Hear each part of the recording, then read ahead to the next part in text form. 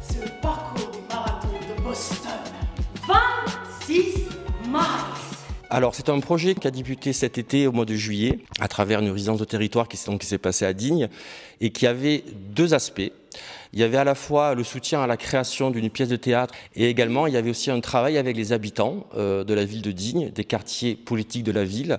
Cet été c'était en centre ancien, là cet automne c'est au Pigeonnier avec les familles et les écoles. Donc le projet s'appelle Si j'arrête, qui est aussi le nom de la pièce.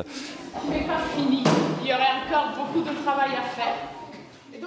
Notre envie a été de raconter la vie d'une femme qui s'appelle Catherine Schweitzer, qui est la première femme à avoir couru un marathon en 1967, lorsque cela a été interdit pour les femmes. Et donc, ce qui nous intéressait, c'était de donner à voir quelque chose de choral. C'est pour ça aussi qu'on a eu envie de ne pas raconter uniquement sa vie à elle, mais d'interviewer des personnes qui ont une pratique sportive et questionner les gens, du coup, sur le rapport qu'ils ont au corps, à l'effort, et à toutes ces questions-là qui sont inévitablement liées à la pratique sportive.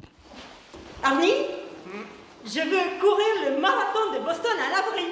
Sur les actions de médiation, il y a eu vraiment ces ateliers avec certains groupes. Ces ateliers étaient toujours ouverts aussi, dans l'idée qu'on puisse faire croiser, rencontrer des publics différents. Il y a eu tout ce processus qui a été très nourrissant pour nous, artistes, de rencontres, d'échanges, d'ateliers, de témoignages, ce qui nous a permis de créer une forme que, dès le départ, nous voulions comme forme tout-terrain, qui puisse donc être jouée hors les murs. Et aujourd'hui, ce spectacle existe. L'histoire d'une femme. Mais pas que. Une histoire de sport. Mais pas que. Nous avons aussi installé un mur d'expression libre, une boîte à témoignages, puisque notre volonté était d'arriver à toucher des personnes qui ne pratiquent pas forcément le sport, qui ne sont pas forcément conquises à cette cause d'emblée. Donc on a créé un mur avec des photos de différents moments qui nous semblent importants dans la pratique sportive. Et il y avait une boîte dans laquelle les gens pouvaient glisser des histoires, des souvenirs, des témoignages.